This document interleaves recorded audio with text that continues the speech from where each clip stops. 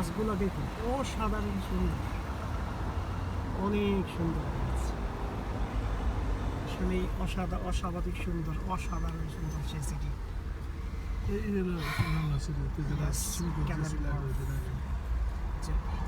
এই হচ্ছে স্থায়ী বাসিন্দা মানুষ। এমন কোন চিপা গলি নাই আমার ভাই চিনতে পারে না। সমস্ত গলি আমার ভাই খুব চেনা। এই গাছ, এরকম গাছগুলো দেখলে আসলে মুগ্ধ হওয়ার কথা, দেখতে পারলাম না। সো এখানে সবচেয়ে বড় কথা হচ্ছে আমরা ঢুকতে যাচ্ছি টানেলের দিকে। আর আকাশের অবস্থা তো বললামই, যে বিমান আকাশে উঠলে কীভাবে দেখা যায়, দেখুন স্মুথলি দেখা যায়। বাংলাদেশে তো কী দেবো, আমার গাড়ির গ্লাসের জন্য ঠিক বুঝতে পারছি না। এখন মনে হয় বুঝতে পারছি কত স্মুথ আকাশ, কত পরিষ্কার। তো বাংলাদেশে যদি কোনো আমাদের এখানে বিমান না, তখন দেখা যায় আবের উপর দিয়ে বিমান যায়, পেছন দিয়ে ধোঁয়া ছাড়ার মতো।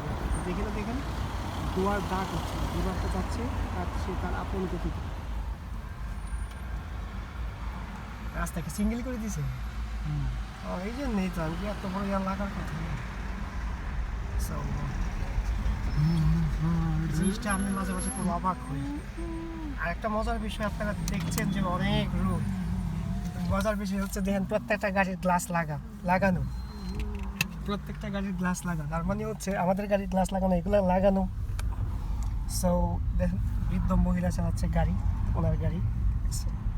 সো এগুলো অন্যরকম অনুভূতি। এত রোদ হলেও রোদের তাপমাত্রা নাই বললে চলে। আজকে তাও 8 ডিগ্রি উঠছে, গতকালকে ছিল আমি ফিল করছি 6 ডিগ্রি। যদিও বাংলাদেশে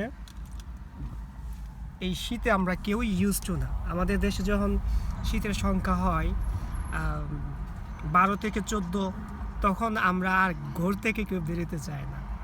আর এই দেশে 6 ডিগ্রি, এটা তো জাস্ট এটাকে উইন্টারের পর্যায়ে কেউ ফেলে না সাধারণত। ইভেন আমি একটু ট্রেন আপ করতে, আমি চেষ্টা করতেছি যে শীতটাকে কীভাবে অ্যাভয়েড করা যায়। এই জন্য সবসময় সিম্পল থাকার চেষ্টা করি। পক্ষান্তরে আমার ভাইয়া ঠিকই জ্যাকেট পরে রাখছে।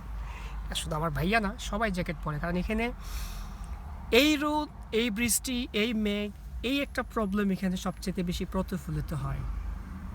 সো আমাদের উইন্টার তো অবশ্যই চলছে এখন, তীব্র গরম বাংলাদেশের অনুভব আর হয়তো এই দেশে হয় না। এই দেশে এখন যদি আমরা 14 ডিগ্রি পাই, 14 ডিগ্রিতেই বোঝা যায় যে আমাদের চামড়া ফাইটে যেতেছে, কারণ অনেক শীত সহ্য করে ইউজ টু হয়ে যেতে হচ্ছে আমাদেরকে। তাই আমরা তেমন একটা অল্প একটু গরম উঠলে সহ্য করতে পারি না। যেমন ভাইয়া দেখলাম যদি 12 ডিগ্রি উঠে, 10 ডিগ্রি উঠে, সাথে সাথে পাগল হয়ে যায় যে না আর গরমে থাকতে পারতেছে না। অথচ কই আমরা বাংলাদেশে 46 ডিগ্রি সেলসিয়াস গরম হিট সহ্য করি। এটাই একটু মজার বিষয় আসলেই। এখনো পড়ে আছি।